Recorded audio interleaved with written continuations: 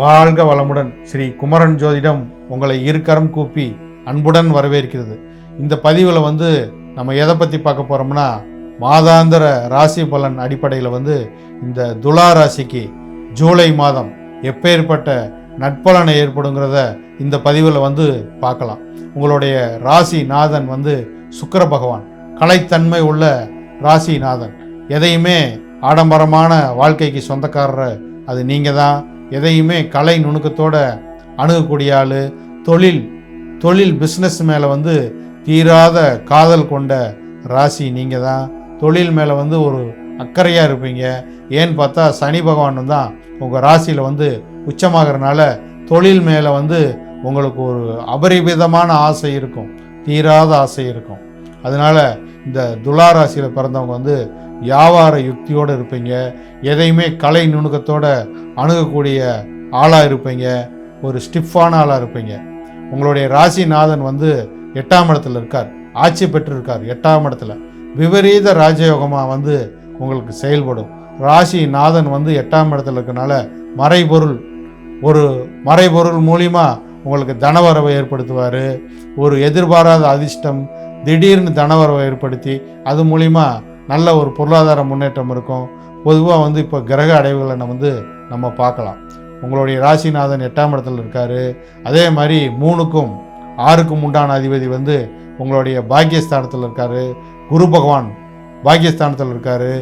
அதே மாதிரி லாபாதிபதி பாக்கியஸ்தானத்தில் இருக்காங்க. உங்களுடைய பாக்கியாதிபதி விரையாதிபதி அந்த புதன் உங்களுடைய ராசிக்கு 10ஆம் இடத்துல இருக்கார். அதே மாதிரி செவ்வாய் லாபஸ்தானத்தில் இருக்கார். கேது லாபஸ்தானத்தில் இருக்கார். அதே மாதிரி 5ஆம் இடத்துல ராகு பகவான் இருக்கார். 6ஆம் இடத்துல சனி பகவான் இருக்கார். உங்களுடைய சுக பஞ்சமாதிபதி 6ஆம் இடத்துல சஞ்சரிக்கிறார். கோச்சார பிளானட்லாம் உங்களுக்கு சிறப்பாக இருக்குது. உங்கள் ராசிக்கு சிறப்பாக இருக்கனால இந்த மாதம் ஒரு பொற்காலமாக உங்களுக்கு அமையும். எல்லா கோச்சார பிளானட்டும் உங்களுக்கு சாதகமாக தான் இருக்குது. உங்களுடைய 3க்கும் 6க்கும் உண்டான அதிபதி உங்களுடைய நேர பாக்கியஸ்தானத்தில் இருக்கனால, லாபாதிபதியும் பாக்கியஸ்தானத்தில் இருக்கனால தொட்டதெல்லாம் லாபம் அடையக்கூடிய பாக்கியத்தை நீங்கள் அடைய போகிறீங்க. உங்களுடைய பாக்கியாதிபதி 10ஆம் இடத்துல இருக்கனால தொழிலில் நல்ல இம்ப்ரூவ்மெண்ட் இருக்கும். தொழிலில் நல்ல ஒரு சிங்க் ஆகக்கூடிய மாதமாக அமையும். ஒரு ஃப்ரெண்ட்ஷிப் மூலிமா தொழிலை விரிவடையக்கூடிய மாதமாக இந்த மாதம் உங்களுக்கு அமையும். திருமண வாழ்க்கையில் நல்ல ஒரு முன்னேற்றம் இருக்கும். உங்களுக்கு கல்யாணமே ஆகலை சார், ஒரு இடைஞ்சலாகவே இருக்குன்னா உங்களுக்கு திருமணம் ஆகக்கூடிய பாக்கியத்தை ஏற்படுத்தும். புத்திரர்களால் நல்ல ஆதாயத்தை அடையக்கூடிய மாதமாக அமையும். ராகு இருக்கார் 5ஆம் இடத்துல. ராகு இருக்கும் போது தீராத ஆசையை உங்களுக்கு நிறைவேற்றக்கூடிய மாதமாக அமையும்.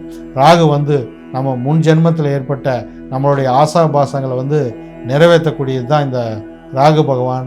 சுபத்தன்மையாக இருக்கார், 5ஆம் இடத்துல இருக்கார். குரு பார்வையில் இருக்கனால உங்களுக்கு அற்புதமாக செயல்படும். பூர்வீக சொத்து மூலிமா மிகப்பெரிய ஆதாயத்தை ஏற்படுத்துறது.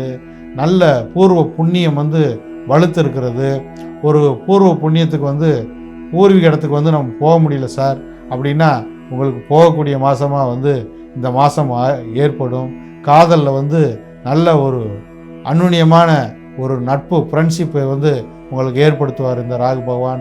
6ஆம் இடத்துல உங்களுக்கு சனி பகவான் இருக்கனால நல்ல ஒரு தொழிலில் ஒரு முன்னேற்றம் இருக்கும். நல்ல உங்களுக்கு வேலைக்காரன் சிறப்பாக செயல்படக்கூடிய மாதமாக இந்த மாதம் அமையும்.